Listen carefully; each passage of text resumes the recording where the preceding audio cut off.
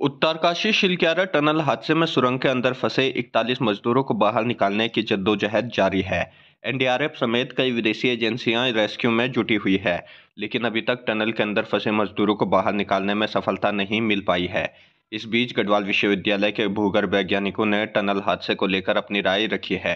Geography department के professor MS. Negi ने बताया कि 4.5 किलोमीटर की इस टनल में न तो एक भी एडिट टनल बनाई गई है, न ही यहां आपदा प्रबंधन का कोई ठोस इंतजाम किया गया था। हिमालय संवेदनशील क्षेत्र है, यहाँ की संवेदनशीलता को ध्यान में रखते हुए सिलक्यारा जो क्षेत्र है वहाँ कमजोर चट्टानें हैं। ऐसे जगह टनल निर्माण से पहले सही तरीके से इन्वायरमेंट इम्पैक्ट एनालिसिस हुआ था या नहीं, यह जांच का विषय है। कहते हैं कि लैंडस्लाइड होना आम बात है, इस तरह के कार्यों में पहले से पता होता है कि भूस्खलन होगा, लेकिन अगर भूस्खलन हो जाता है तो उसके बचाव के लिए आपके पास क्या प्लान होगा, यह भी जरूरी है, जिस पर निर्माण कंपनी ने ध्यान नहीं दिया।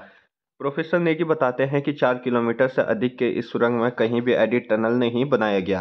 अगर यहाँ एडिट टनल बनाया होता तो शायद इतने दिनों तक रेस्क्यू कार्य नहीं चलता और आज 41 जिंदगियां सुरक्षित बाहर रहती। बताते हैं कि बड़ी सुरंग परियोजनाओं में 2-2.5 किलोमीटर के दायरे में एडिट टनल बनाए जाते हैं, जिससे कि बीच में टनल किसी तरह से क्षतिग्रस्त हो जाए तो उस एडिट टनल के सहारे वैकल्पिक टनल से बाहर निकला जा सके।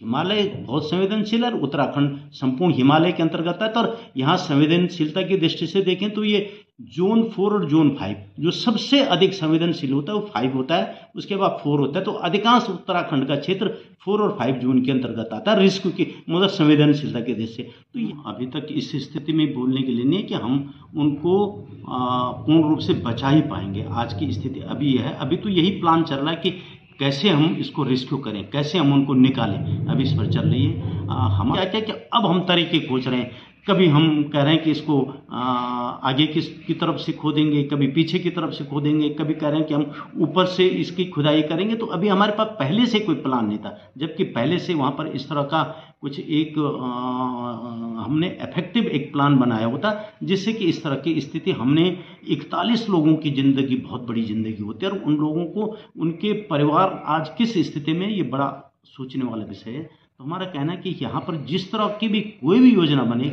उसकी संवेदनशीलता को ध्यान में रखना बहुत ज़रूरी है। और सिलक्यारा जो एरिया है बहुत ही वहाँ पर वो बहुत सॉफ्ट रॉक्स हैं, जिसको हम फेलाइट्स कहते हैं, बहुत कमज़ोर चट्टाने होते हैं। तो क्या उसको बनाने से पहले एक इन्वायरमेंटल इम्पैक्ट एनालिसिस किसी भी बड़े प्रोजेक्ट को बनने के लिए इसका ये एक रिपोर्ट तैयार की जाती है कि इसका ये पूरी एनालिसिस करके तब जाकर के प्रोजेक्ट स्वीकृत होता है। तो क्या इसके लिए ये सही तरीके से इन्वायरमेंटल इम्पैक्ट एनालिसिस हुआ था, और नहीं हुआ था तो कौन इसके लिए जिम्मेदार है, वो भविष्य में इस तरह की स्थिति न आए इसके लिए एक प्रभावी कदम उठाने की आवश्यकता है। बिल्कुल, क्योंकि ये लगभग 4.5 किलोमीटर की सुरंग है और इस 4.5 किलोमीटर कोई भी अगर इतनी लंबी सुरंग है तो उसमें एग्जिट करने के लिए इस तरह से व्यवस्था होती है कि आधा किलोमीटर या कम से कम 1 किलोमीटर पर एडिट टनल होते हैं, जिससे कि अगर इस तरह के कोई हादसा या इस तरह की कोई समस्या आते तो वहाँ से